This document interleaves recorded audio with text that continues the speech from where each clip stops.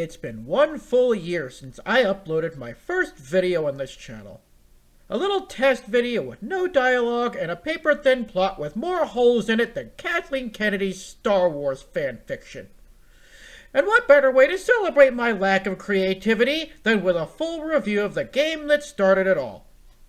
Greetings, mortals, I am Warevo, and this is Ape Escape. Developed, published, and owned by Sony Computer Entertainment, Ape Escape was released in 1999 under the name Saragetsu in Japan. Now, before I even start this review, I'm going to stop for a minute and point something out.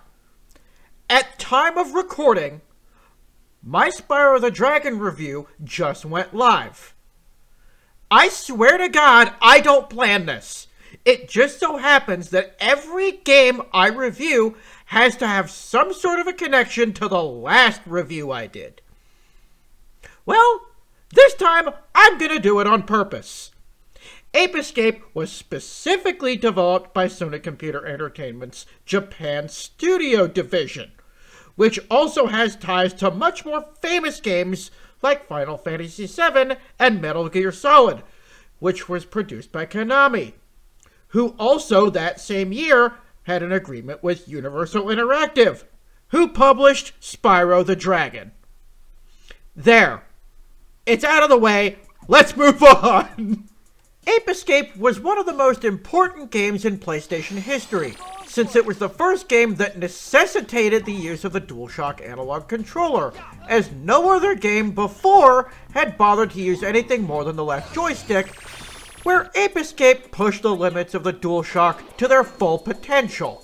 Where most games up to this point use the D-pad to move and the shape buttons to use items, in Ape Escape you use the left analog stick to control the character, the right analog stick to use the gadgets, while the shape buttons swap between the gadgets and the D-pad controls the camera. A control scheme that remains consistent throughout the entire main series. This game follows a boy named Spike as he tries to stop an evil albino monkey named Spectre, who's taken his army of around 200 apes and scattered them throughout time in an effort to reverse roles between apes and humans. The whole point of this game is to catch monkeys. Yes, that's literally it. Just catching monkeys. It's a stupid concept when you say it out loud, but the delivery is masterful. There's no sub-objective, no secondary goals, just catch the monkeys. That's it. And Ape Escape was my very first experience with the concept of time travel. You're given a wide variety of gadgets to use as you travel to various time periods to help you along the way, including a lightsaber, a net, a slingshot, a remote-controlled car, a hula hoop, and a sky flyer, which I can only describe as a pair of radioactive fly swatters that have been taped together.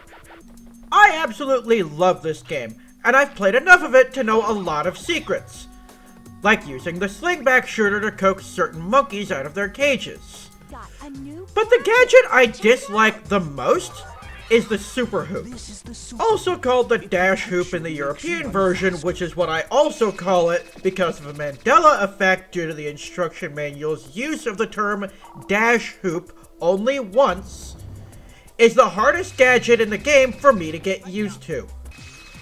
One wrong move and you're flying off into oblivion because it's difficult to control on the fly. The most important gadgets, the ones you'll be using the most often, are the stun club, the time net, the slingback shooter, and the sky flyer. There are times you'll need to swap one of them out for another, but these are the ones you'll be using the most often. Then there's the magic punch, which is basically a boxing glove on a spring, but this one you don't get until you beat Spectre in Spectreland. As you pay attention to the mailboxes that the professor and Natalie leave all over the frickin' place, you'll learn more about the monkeys themselves. Like the fact that the color of their pants tells you their personalities. Yellow pants monkeys are just ordinary plain old monkeys.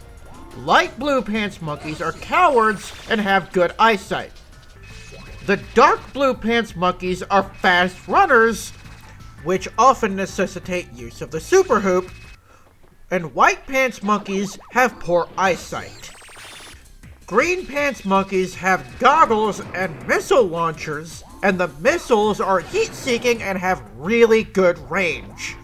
Some of them are easier to catch than others, but all of them will put you into a perpetual state of rage unless you're able to somehow sneak up to them and catch them off guard. The red pants monkeys are really good fighters and will beat you to a pulp, then run away. They also throw bombs, so watch out for that. The black pants monkeys all carry machine guns and have what I like to refer to as Rambo syndrome, where they just randomly fire away like a trigger-happy chimp with a gun. And though they do use the spray and pray technique, they do, for some reason, seem to have really good aim. Then there's the overabundance of monkeys that don't seem to care too much about paying attention. This seems familiar somehow. Hey, I'm standing right in front of you. How can you not see me? 3 times over the course of the game, you'll run into these monstrosities. Metal boxes that have monkeys inside. You can try as hard as you can. You can shoot them, stab them, try to blow them up.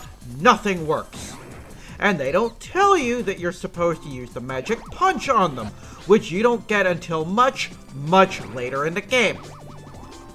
This one here in Crumbling Castle is the first one I came across. And in my original playthrough, I spent months trying to break it open before giving up and moving on. Besides the monkeys, you'll also encounter other enemies, such as Goombas, fire-breathing birds, piranha plants, flaming geodudes, bloodthirsty onions, bouncing pig heads, burrowing crocodiles that shoot rocks at you, armored spinning tops, killer snowmen, those blobs from Zelda that split into 2 when you hit them, and of course, bubbles. Someone recently mentioned that I do tend to complain about controls a lot, so let's get it out of the way now. The main reason I complain so much about controls is because most of the games I tend to play are from the early era when tank controls were most prominent. I hate tank controls in video games. Fortunately, this game is free from that. Mostly. The controls may feel a little wonky when you first start playing, but as you play and practice, you soon get the hang of this game's unique controls, and it quickly becomes second nature. Ape Escape was my first exposure to a 3D open-world environment that didn't use those stupid tank controls. The same, however, can't be said of the tank and raft.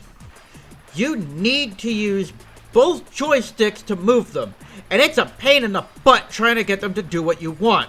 But you need to learn it if you want to survive certain sections of the game. Like this section with the giant catfish. You definitely don't want to be in the water with them. Fortunately, you're invincible in the raft, and the tank has its own separate health bar. Then there's parts of the game where you have to navigate narrow ledges, which Spike doesn't do well. So the strategy I use is this. When I come to a section like this, I use the Skyflyer to fly over it, using Spike's shadow to judge where I'm going to land. Yes, there will be times when the environment itself will be your worst enemy, but most of the time, if you're smart and pay attention, you won't have any issues. The graphics were also awesome for the time, but much like Spyro, hasn't aged well. Most of the objects are just static 2D JPEGs that rotate with the character's perspective to give the illusion of being a 3D object. There are very few actual round shapes in the game, since most of the game's round objects are really just flat planes grouped together to simulate a circle. In the tradition of a standard PS1 graphics, most of the objects are flat and blocky. But despite the blocky textures, the game is still vibrant and colorful, providing a beautiful, if a bit primitive, environment, as long as you ignore the bad draw distance. The character designs, while primitive by today's standards, are fairly well done and clearly show who they're supposed to be. The voice acting is another story, however. The lines rarely sync up with the movements of the characters, and sometimes will cut completely out due to bad audio editing. Oh, no, you don't. I still need them to help me, so they're not going anywhere. Ah! You're really starting to bug me. I'll never cooperate with you, Spectre. Yeah. And when we get out of here, you'll be sorry. Speaking of the cutscenes, let's talk about this one at the start of the Medieval Mayhem section. This is really stupid. Spike, we finally located Spectre. We don't know his exact whereabouts, but he's hiding somewhere within the period of the dawn of civilization. Yeah, that's great. Spike, we know where Spectre is, but we don't know where Spectre is. Come on, Professor. No wonder you were laughed out of the Academy. The next noteworthy talking point is the music. I've already mentioned in my old playthrough way back on my channel just how much I love this game's soundtrack. The music was composed by Soichi Terada, inspired by his song Sumo Jungle, which, if you haven't heard it, please give it a listen. This style of music was rare due to a ban on dancing at the time that was put in place after World War II. I love this soundtrack and find myself listening to it on a regular basis. Fossil Field is my personal favorite, though Galaxy Monkey follows up in a close second. Now let's talk about the actual levels. They start out very simple and slowly grow over time to get more expansive and epic. The first level, Fossil Field, is very small. Compare that with Spectre Land, which is the biggest and hardest level in the whole game. Some levels have hidden secrets, like this section in Snowy Mammoth. You're supposed to go all the way around the level and ride that platform with the propeller on it. But you can destroy the control box from over here, right from the very start, and avoid the propeller altogether and ride safely to the top. They even have a mailbox here saying, "Hey, you're lost." But no, this is exactly where you have to stand to break sequence. Ape Escape also isn't without its share of glitches and bugs. Like right here. There's a bug with the slingback shooter where you can perform an infinite jump glitch. But as you can see here, it's really tricky to pull off and requires perfect timing. I've never been able to get it to work long enough to be able to do anything with it. There's also the beginning section of Krabby Beach, where the game lags due to the sheer amount of assets the game has to load. Though you can destroy the sandcastles, which is pretty cool. But then you have moments like this, when you actually have to turn your brain on and think. This section of TV Tower, you have these 3 monkeys climbing these pipes in front of these huge exhaust fans. This is another section of the game that I got stuck on for a while. If you let the platform sink to where the fan is, you'll be blown away. You gotta make sure the platform stays higher and only go low enough to catch the first 2 monkeys, using the Sky Flyer to make sure you don't sink low enough for the fan to get you. Then this door opens so you can break this box, which slows down the fan so you can catch the 3rd remaining monkey. The most difficult part of the whole game is this. The Terror Coaster. This is the one part of the game I actually got stuck on the longest. This coaster is a menace, and anyone who's ever played this game has a grudge against it. As a kid, I took time to get a full complement of 99 lives before going into this level. 2 game overs later, I finally made it past and into the Haunted Mansion. And what makes this so difficult is the terrible draw distance, and the fact that you can't see anything until it's right up in your face. In this playthrough, however, for the first time in my entire life, I actually passed the Terror Coaster on my first try. Yeah, take that, terrible reflexes! Oh, there's also 3 Spectre coins here. 2 on the coaster itself and 1 in the haunted house. They're really easy to miss, but you really don't want to have to go back for them, so grab them as you go. There's also a lot to be said about the rest of Spectreland, but that's its own separate video. But I do have to mention this part of Spectre's Fortress. Spectre's Fortress, while still part of the Spectreland level, is big enough to be its own independent level, so I'm going to dress it as such for the sake of this review. The biggest problem you'll have is this section. It's the hardest part of the whole level, and the only part of the game I've wasted more lives on is the Terror Coaster. The whole thing is one big obstacle course, and navigating it is a nightmare. The hardest part, though, are these floating, moving platforms. They may not look like much, but the problem is they're bouncy. You gotta approach them with perfect timing and from the perfect angle, or they'll bounce you to your death and you'll have to start the whole section all over again. Then there are parts of the game that are just weird. Like in this section of the Hot Springs level where you have to beat up polar bears to break down these walls, with ice physics that are so slippery, it caused me to hate ice levels for the rest of my life. Or the Dexter's Island level, which takes place almost entirely inside the body of a living creature, and you have to smack Dexter here in the face in order to get him to open his mouth. There's a lot of animal abuse in this game now that I think of it. Twice over the course of the game, you'll also be challenged by Jake, Spike's best friend, who's been brainwashed by Spectre. I hate these challenge levels, and after all these years, I've only been able to beat Jake twice. It's not that it's hard, I just suck at it. But if you do beat him, he gives you 5 Spectre coins, which you need to unlock the minigames. Speaking of the minigames, let's talk about those for a second. There are 3 minigames, each one unlocked after collecting a certain number of Spectre coins, which you'll find randomly sprinkled throughout each level.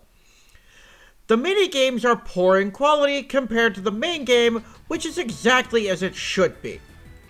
These minigames include Ski Kids Racing, a skiing game which is basically a parody of the overabundance of skateboarding games at the time, Spectre Boxing, a boxing game, again playing on the number of overhyped boxing games, and Galaxy Monkey, an arcade-style top-down 2.5D shooter on rails referencing Galaga or Life Force. Galaxy Monkey is by far the best of the 3 and a lot of fun, even if it does repeat in an endless loop. Once you get past the Jake challenges, you finally start encountering some actual, proper boss battles, which are absolutely awesome. They start off easy. This one you just run around in circles and whack the giant knight when he swings his axe, and don't let him touch you. This boss, you use the Skyflyer to jump over the fire, the stun club to defend yourself against the tiny UFOs, and then smack his weak point. Then you have the first of the 2 boss battles with Spectre. This fight has 2 phases. Phase 1 is in Spectre's POV. Run at him, avoiding his missiles, and smack him with the stun club. Rinse, repeat. Phase 2 is a bit harder, but essentially the same as the TV tower boss battle. Avoid his attacks and hit the green spot when it shows up. Be careful though, because here he starts shooting out the floor from underneath you, so watch where you stand. After that, you get a fake end credits sequence, then you get the final gadget, the magic punch, and go around wrapping up the rest of the monkeys. Then you can face Spectre again in the final showdown. This battle is much more involved, and describing it in detail would be a great disservice for anyone wanting to play it for themselves. Ape Escape is an absolutely amazing game with some major and minor flaws. But once you figure out what you're doing, it's an absolutely fun journey that you'll remember for the rest of your life. In Japan, it even had a huge cult following and was almost as big as Godzilla, having 14 games in total, most of which sucked. Unfortunately, Ape Escape has been dormant for many years and isn't showing any signs of coming back anytime soon, which is an absolute shame. I'd have loved to see a revamped version like Spyro Reignited with a major graphical overhaul and refined controls. Sure, they did a remake on the PlayStation Portable, but that game is like the red-headed stepchild. We don't talk about it. Besides, Richard Horvitz played Spike in that version, and I can't hear his voice without automatically thinking whoever character he's playing has to either be incredibly obnoxious or a complete idiot. I mean no disrespect to Mr. Horvitz, he's an amazing voice actor, but the majority of his characters at that time were incredibly obnoxious. I could continue going on forever about this game, but I know y'all have better things to do than listen to me rant for the next 26 years, so let's wrap this up. What do you think? Does Ape Escape deserve a comeback? I'd love to see it. Let me know what you think in the comments. I'm Larevo, thank you so much for joining me on this journey over the last year, and God bless.